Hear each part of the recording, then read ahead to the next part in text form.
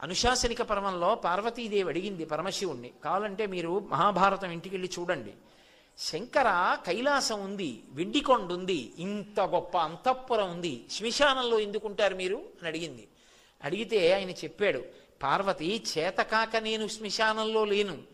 బ్రహ్మదేవుడు అడిగాడు, శంకర చీకటి పడిన తరువాత ఉగ్రభూతాలన్నీ కూడా ఇళ్లల్లోకి బయలుదేరుతాయి, వాళ్ళని అనుష్ఠానం చేయనివ్వవు, సూర్యోదయాత్ పూర్వం నిర్మాల్యం అవి తీసేస్తాయి, తీసి పూజ చేసేస్తాయి, తర్వాత యజమాని చేసినా ఇక ఫలితం ఉండదు. అందుకే ముందు స్నానం ఎవరు అంటే భార్య చేస్తుంది, భర్త చేయడు ముందు స్నానం. భార్య పని ఏమిటంటే ముందు నిర్మాల్యం తీసేస్తుంది, భర్త పూజ చేస్తాడు. ఎందుకంటే ఆయన అనుష్ఠానం చేసుకోవడానికి పూజ చేసి వచ్చే లోపల పూజామందిరం తుడిచి కడిగి ముగ్గు పెట్టి మడినీళ్లు పెట్టి చెయ్యాలి కదా.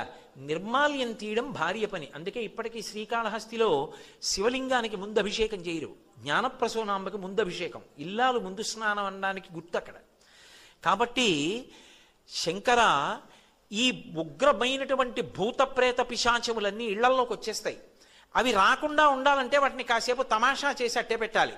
అందుకని శ్మశానంలో ఆయన నర్తన చేస్తుంటాడు. ఆ నర్తన చేస్తూ అవన్నీ అక్కడ కూర్చుంటాయి. రెండో కారణం ఎందుకుంటానో తెలుసా పార్వతి?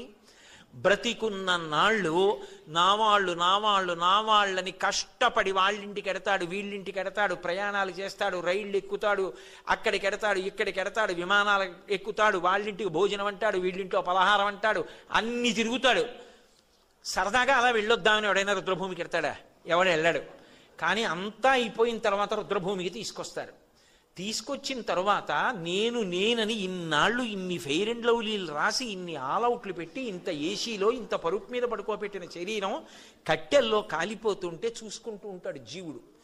నిత్యమా జీవితము నీటిపై బుగ్గ, కల్లరి బొమ్మయవు కాయమ్మునొల్లా, అద్దె కొంపలబోలు ఆ భోగముల్లా, తను పెంచు దొంగలవు తనయుల నొల్లా, ఎందుకీ భోగమ్ములెందుకీ మురుపు, ముందు చావుండంగమురియంగనగుని అంటారు శివమానస పూజలో.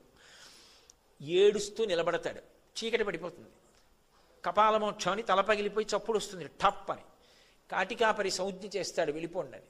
తలస్నానం చేసి కొడుకు వచ్చిన బంధువులు వెళ్ళిపోతారు, వెనక్కి తిరిగి చూడకుండా.